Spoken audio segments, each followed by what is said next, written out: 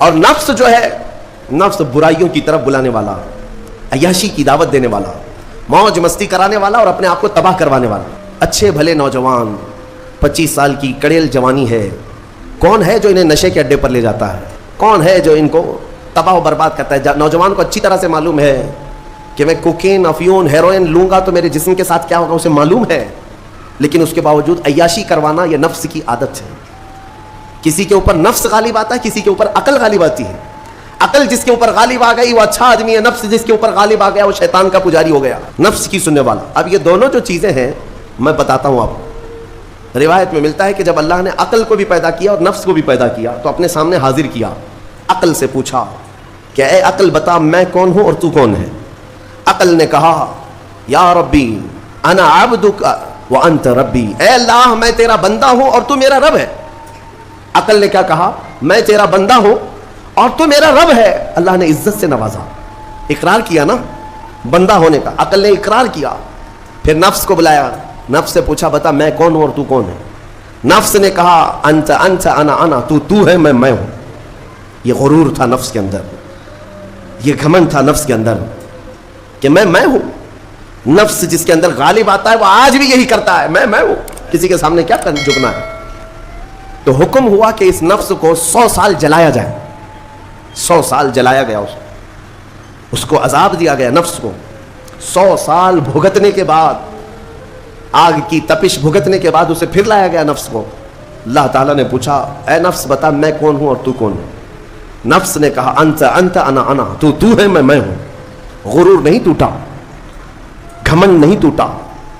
حکم ہوا اللہ کی طرف سے فرشتوں کو، اس نفس کو اب 100 سال تک بھوکا اور پیاسا رکھا جائے، کوئی چیز نہ دی جائے۔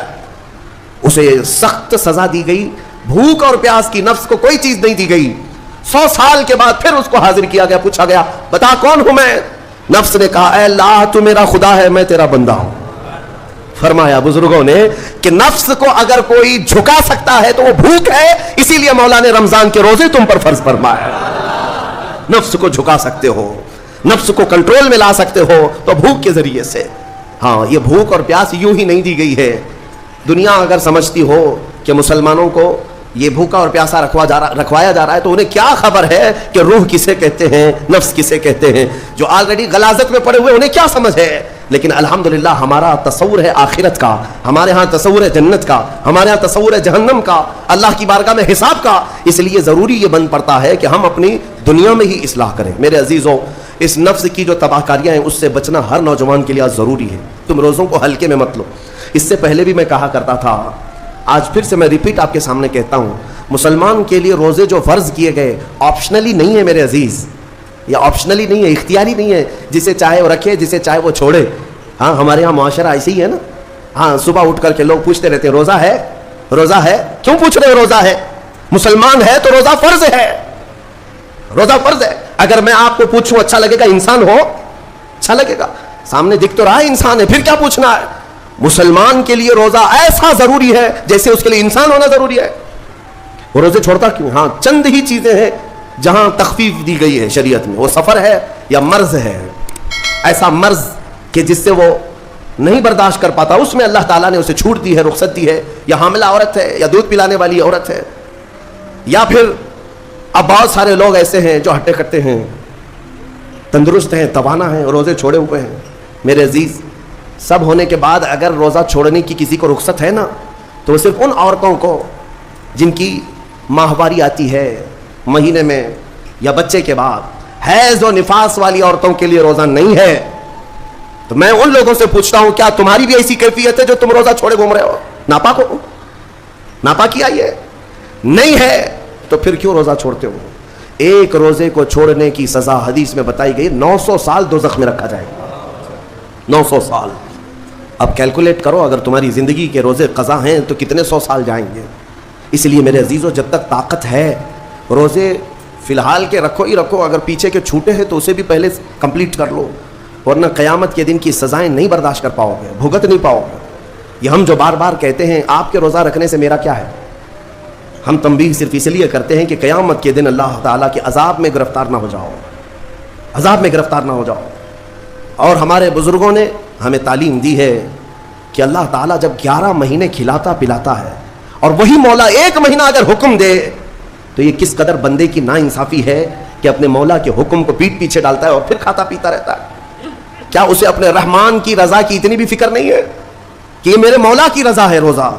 اسی لیے تو اس مولا نے فرمایا روزہ میرے لیے ہے اور اس کی جزا کچھ نہیں، میں خود بندے کا ہو جاؤں گا.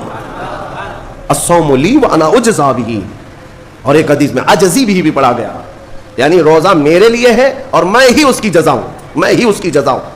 مطلب یہ ہے کہ دوسرے اعمال کی جزا میں جنت ہے، محلات ہے، الگ الگ ثواب ہے، لیکن روزے کے متعلق مولا نے فرمایا میں خود ہی اس کی جزا ہوں. تجھ سے تجھی کو مانگ کر مانگ لی ساری کائنات، جس کا خدا ہو گیا اس کی ساری کائنات. میرے عزیزوں، اللہ تبارک و تعالیٰ اگر کسی بندے کا ہے تو پھر اس کے کیا کہنے. اچھا، ایک اور اس میں حکمت یہ ہے، روزہ جو رکھا جاتا ہے یہ بندے اور اللہ کے بیچ کا راز ہے، دوسرے کسی کو پتہ نہیں. میرا روزہ آپ کو نہیں معلوم، آپ کا روزہ مجھے نہیں معلوم. چہرہ دیکھ کر کے کچھ بھی کہا جا سکتا ہے. ہاں، چہرہ دیکھ کر کسی کا روزہ پتہ چلے گا. آپ کل سحری کر کے نیت کر کے روزے سے آئے ہیں، کسی کی پیشانی پہ تو لکھا نہیں ہے کہ یہ روزے دار ہے. آپ نے کہا، آپ نے مان لیا، لیکن حقیقت کیا ہے یہ تم جانو گے، اللہ ہی جانے. بہت سارے تمہارے پاس موقع ایسے آتے ہیں جب ایک ایک گھونٹ نگل سکتے ہو، وضو کے بیچ میں، غسل کے بیچ میں، جب کوئی نہ دیکھ رہا ہو تب چٹکیاں لے کر اندر ڈال سکتے ہو، کوئی نہ دیکھ رہا ہو. لیکن بندے اور مولا کے درمیان کا ایک راز ہے روزہ. اسی وجہ سے ایک حدیث میں ملتا ہے قیامت کے دن جب ایمان والوں کو جمع کیا جائے گا اور جن کی بخشش ہو جائے گی تو ان میں ایک جماعت ایسی ہوگی جو جنت کی طرف اڑتے ہوئے جا رہے ہوں گے اور جنت میں پہنچ جائیں گے، کسی کو نظر نہیں آئیں گے، بہت تیزی سے وہ جنت پہنچ چکے ہوں گے. باب الریان ایک دروازہ ہے جو صرف روزے داروں کے لیے، جن کے روزے اللہ کی بارگاہ میں پسند آ گئے، وہ دروازہ صرف ان کے لیے، وہاں پہنچ چکے ہوں گے. بہت سارے اہل اللہ، بڑے بڑے مقامات والے وہاں موجود ہوں گے. پوچھیں گے تم کہاں سے آئے، کون سے راستے سے آئے؟ نہ وہاں نظر آئے نہ راستے میں نظر آئے، یہاں کیسے پہنچے؟ تو وہ کہیں گے کہ اللہ تبارک و تعالیٰ نے ہمیں روزوں کی وجہ سے یہ مقام دیا. رب تعالیٰ کی طرف سے ارشاد ہوتا ہے کہ ان بندوں نے دنیا میں جو روزہ رکھا تھا وہ سب سے چھپا ہوا تھا، کسی کو پتہ نہیں تھا روزہ ہے یا نہیں، اس لیے جب میں نے ان کے روزے قبول کیے تو سب سے چھپا کر انہیں جنت کی طرف بھیج دیا. وہاں پر بھی یہ جزا دی گئی. میرے عزیزوں، فضیلتیں بہت ساری ہیں، سب کو پتہ ہے، لیکن میں جو کہہ رہا ہوں وہ یہ ہے کہ اگر اپنے نفس کو کنٹرول میں لانا ہو تو یہ روزے شرط ہیں. ایک صحابی حضور کی بارگاہ میں آئے، جوان تھے، کہا کہ یا رسول اللہ صلی اللہ علیہ وسلم، جوان ہو چکا ہوں، شادی کی عمر ہے، لیکن شادی کرنے کی طاقت نہیں، مال نہیں، اسباب نہیں، کیا کروں؟ شادی نہ کریں تو گناہوں کی طرف چلے جائیں، خواہشات ہیں انسان کی. تو جانتے ہیں میرے آقا صلی اللہ تعالیٰ علیہ وسلم نے کیا فرمایا کہ اگر استطاعت ہے تو شادی کر لے ورنہ روزہ رکھ لے. شادی کے بدل ڈائریکٹ کون سی چیز؟ روزہ. فرمایا اس لیے کہ روزہ تمہاری شہوت کو ختم کرتا ہے، تمہارے اندر صبر قائم کرتا ہے. عزیزان گرامی، حدیث پاک کا یہ مفہوم میں آپ کے سامنے رکھ رہا ہوں. تربیت میں میرے آقا نے ان نوجوانوں سے کہا جن کی شہوت غالب ہے، جو گناہوں کی طرف زیادہ جا سکتے ہیں، ان کے لیے فرمایا کہ وہ روزہ رکھیں، کنٹرول میں رہیں گے. صرف رمضان کا ہی نہیں، سال میں اور بھی دنوں میں روزہ رکھو تاکہ تمہارا نفس قابو میں رہے، کنٹرول میں رہے. میں چند مہینے پہلے کچھ نوجوانوں کی کثرت کو دیکھ رہا تھا جو اپنے جسم کو شیڈول بنانے کے لیے، مینٹین کرنے کے لیے ڈائٹ پلان تیار کر رہے تھے. تو اس میں ایک بہت ہی بڑے ڈاکٹر ہیں جنہوں نے ڈائٹ پلان دیا، تو اس میں انہوں نے مینشن کیا کہ ہفتے میں ایک دن بھوکا رہنا چاہیے، صبح سے شام تک. وہ نان مسلم ہے. میں نے پوچھا تھا کہ یہ آپ کے ڈائٹ پلان میں کس لیے ہے؟ تو انہوں نے اس کی سائنٹیفک وجہ بتائی کہ ہفتے بھر میں ہم جو کچھ بھی کھاتے ہیں کچھ ایسی چیزیں جمع ہو جاتی ہیں جن کو پگھلنے کا موقع ہی نہیں ملتا، ہم بار بار کھاتے رہتے ہیں، اس پر چیزیں جمع ہوتی رہتی ہیں. ایک دن ہفتے میں اگر اپنے پیٹ کو خالی چھوڑ دیا جائے تو فاسد مادے گل کر کے باہر نکل جائیں گے اور صحت ہمیشہ صحیح رہے گی. یہ دنیا کہہ رہی ہے. میرا مولا بغیر حکمت کے کوئی چیز تم پر فرض نہیں فرماتا. جس نے ہمارے جسموں کو بنایا، جس نے ہماری روح کو بنایا، وہی زیادہ بہتر جانتا ہے کہ ہمارے حق میں کیا چیز اچھی ہے. اس لیے اے میرے عزیزوں، اب ان نفس کے خلاف جو باتیں میں نے عرض کی ہیں، نوجوانوں، آج تمہارے لیے نہیں، پوری زندگی کا سب سے بڑا چیلنج ہے، سب سے بڑا چیلنج. جو اپنے نفس امارہ سے بچ گیا وہ صحیح سلامت دنیا سے چلا گیا، ورنہ موت کے وقت بستر پر روح نکلنے سے پہلے بھی نفس امارہ بہکاتا ہے. یہ شیطان کا قریبی دوست ہے. یہ دونوں کی سانٹھ گانٹھ ہے. نفس کی اور شیطان کی دوستی بہت گہری ہے، بہت گہری ہے. اسی لیے تو شیطان جاتا ہے تو نفس اس کا کام کرتا رہتا ہے. دونوں مل کر کے انسان کو تباہ و برباد کرتے ہیں. لیکن اس کے باوجود اگر آپ بچے ہیں تو یہ اللہ کا فضل ہے تم پر، اللہ کا فضل ہے. میں بنی اسرائیل کے ایک شخص کے متعلق پڑھا تھا، بڑا عبادت گزار شخص تھا. وہ اپنے صومعہ میں، صومعہ کہتے ہیں جس میں عبادت کرتے ہیں، بنی اسرائیل کا وہ عبادت گزار شخص قریب 80 سال تک عبادت کیا اور باہر نہیں نکلا. شہر میں سب سے زیادہ مقبول، ہر ایک اس کے پاس دعائیں کرانے کے لیے آتے تھے. اتفاق سے اس گاؤں میں ایک گھر کے 4 بھائی تھے، وہ تجارت پر جا رہے تھے، ان کی تنہا بہن تھی گھر پر. چاروں نے سوچا ہم تجارت پر جا رہے ہیں، اپنی بہن کہاں چھوڑیں. تو چاروں نے کئی لوگوں سے مشورہ کیا اور بزرگوں سے بات چیت ہوئی تو کہا کہ وہ عابد جو شب زندہ دار ہیں، رات بھر عبادت کرتے ہیں، ان کی نگرانی میں چھوڑ کر، ان کی کفالت میں چھوڑ کر چلے جاتے. وہ چاروں آئے اور اپنی تجارت کا سفر بتایا اور کہا کہ ہماری بہن گھر پہ رہے گی، بس آپ دیکھ بھال کریں. اور وہ تجارت پر چلے گئے. یہ بہت ہی عبادت گزار شخص ہے بنی اسرائیل کا، بہت عبادت گزار.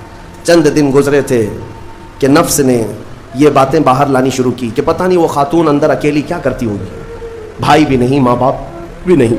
پھر شیطان آیا، کہا ارے کچھ تو خیال کرو، تمہارے پاس امانت دے کر گئے ہیں اس کے بھائی، تم اس سے خیر خیریت بھی نہیں پوچھتے. آپ نہ جانا اس کے پاس، محض آپ اپنی چوکھٹ سے تو اسے آواز دے کر کے پوچھ لیں کیا چل رہا ہے اس کے گھر میں. تو اس عابد نے اپنے صومعہ کی چوکھٹ پر آ کر اس خاتون کو آواز دی. وہ خاتون اپنے گھر کے باہر آئی، چوکھٹ پر وہ کھڑی رہی، پوچھا کیسی چل رہی ہے، خیریت ہے، طبیعت اچھی ہے. بات چیت ہوئی، اس کے بعد چلے گئے. یہ پہلی بات چیت تھی جس کے بعد اس عابد کے دل میں بات کرنے کا جذبہ اور بڑھ گیا، خواہش اور بڑھ گئی. عورت سے بات کرنے کو آج نوجوان یہ سمجھتے ہیں یہ تو فرینڈلی ہے، ہم تو ایسی دوستی میں کر رہے ہیں، تمہیں پتہ ہے یہ بہانے ہیں دوستی اور فرینڈ شپ کے، یہ سب نفس امارہ کی تباہیاں ہیں جو تمہارے دل میں بار بار شہوت پیدا کرتا ہے. اب اس 80 سالہ عبادت گزار